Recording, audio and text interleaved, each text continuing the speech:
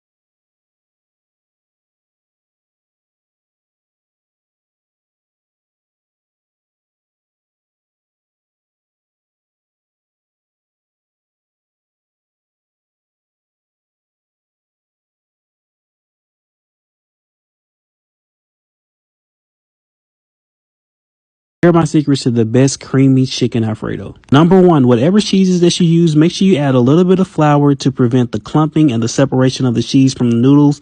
Adding flour to your cheese is going to help it emulsify better. This way is 100% better than making your own roux and then adding the shredded cheese last, because even when the cheese melt, it won't properly emulsify, and that's why you see the separation. My next secret is to have some roasted garlic on hand to add into your heavy whipping cream, and make sure you add in all of your ingredients back into the pot and let that get covered with the heavy whipping cream before you add your cheese. So remember, if your cheese sauce is too thick, you can add broth or water to thin it out. I hope this helps you.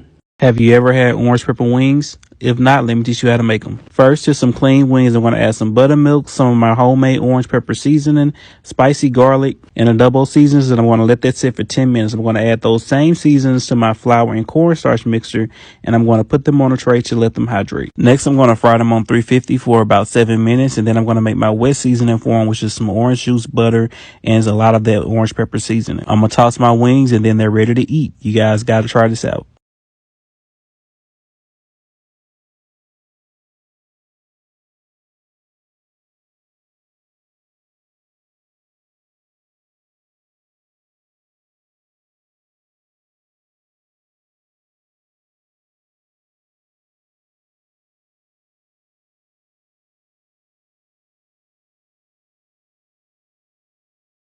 How you make a rich, flavorful homemade chicken bone broth. First, you're going to need a carcass of a rotisserie chicken, a little bit of meat, and a little bit of skin. You're going to throw that in the oven on 400 degrees for about 20 minutes to unlock that flavor. After that, I'm going to add it to a pressure cooker and add up some quartered vegetables, some onion, celery, and carrot. Then I'm going in with 11 cups of water. This is going to make a lot of broth. Then I'm going to add in poultry seasoning, a little bit of all-purpose seasoning, and some bay leaves. We're going to let that pressure cook on high pressure for about an hour and 15 minutes. And after that, all you have to do is strain it and look at that dark, rich chicken broth.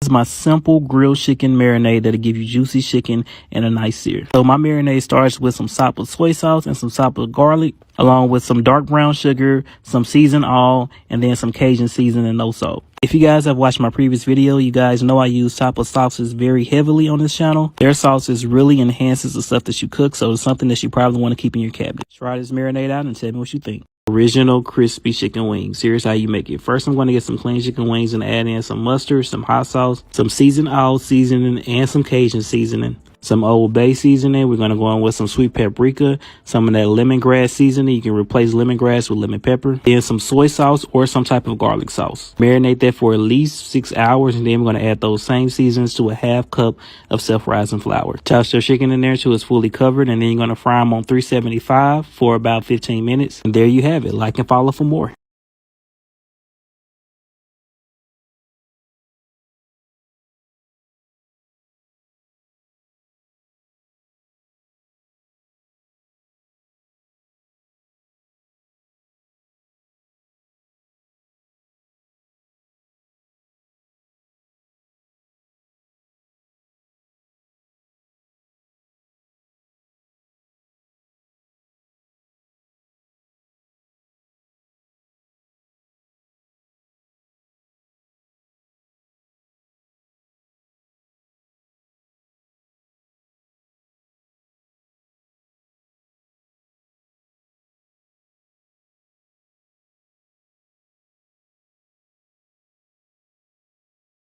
Here's how you make honey soy garlic chicken thighs. First, you're going to need a half cup of top of garlic sauce.